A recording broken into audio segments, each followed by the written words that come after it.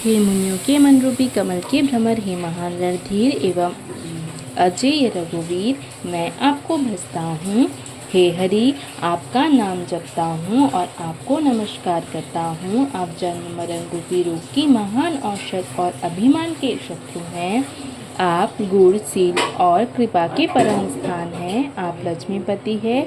मैं आपको निरंतर प्रणाम करता हूँ। हे रघुनंदन, द्वंद समूहों का नाश कीजिए। हे पृथ्वी की पालना करने वाले राजन, इस दीन जन की ओर भी दृष्टि डालिए।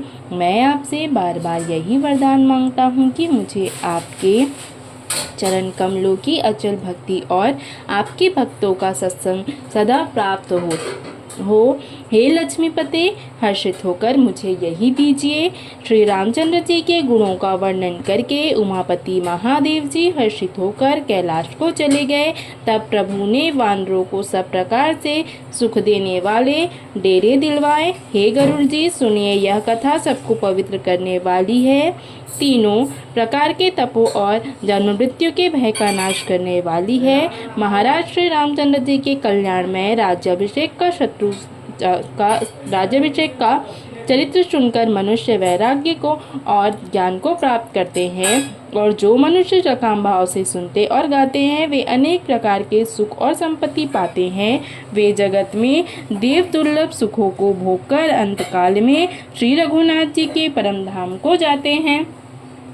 इसे जो जीवन मुक्त, विरक्त और विषय सुनते हैं वे क्रमशः भक्ति, मुक्ति और नवीन संपत्ति पाते हैं। हे पक्षीराज गरुड़ जी, मैंने अपनी बुद्धि की पहुँच के अनुसार राम कथा वर्णन की है, जो जन्म मरण के भय और दुख को हरने वाली है। यह वैराग्य, विवेक और भक्ति को दृढ़ करने वाली है तथा मोह रूपी नदी के लिए सुंदर नाव है। अवधपुरी में नित्य नए मंगलोत्सव होते हैं। सभी वर्गों के लोग हर्षित रहते हैं। श्री राम जी के चरण कमलों में जिन्हें शिव जी, मुनिगण और ब्रह्मा जी भी नमस्कार करते हैं, सबकी नित्य नवीन प्रीति है।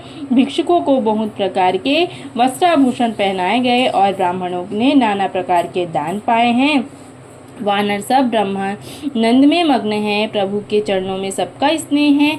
उन्होंने दिन जाते जाने ही नहीं और बात ही बात में 6 महीने बीत गए। उन लोगों को अपने घर भूल ही गए। उन्हें स्वप्न में भी घर की सुध नहीं आती। जैसे संतों के मन में दूसरों से द्रोह करने की बात कभी नहीं आती। तब श्री रघुनाथ जी ने सब सखाओं को बुलाया। सबने आकर आदर सहित सिर झुकाया। बड़े ही प्रेम से श्री राम जी ने उनको अपने पास बैठाया और भक्तों को सुख देने वाले कोमल वचन कहे। तुम लोगों ने बड़ी सेवा की है, मुझ पर किस प्रकार बड़ाई करूं।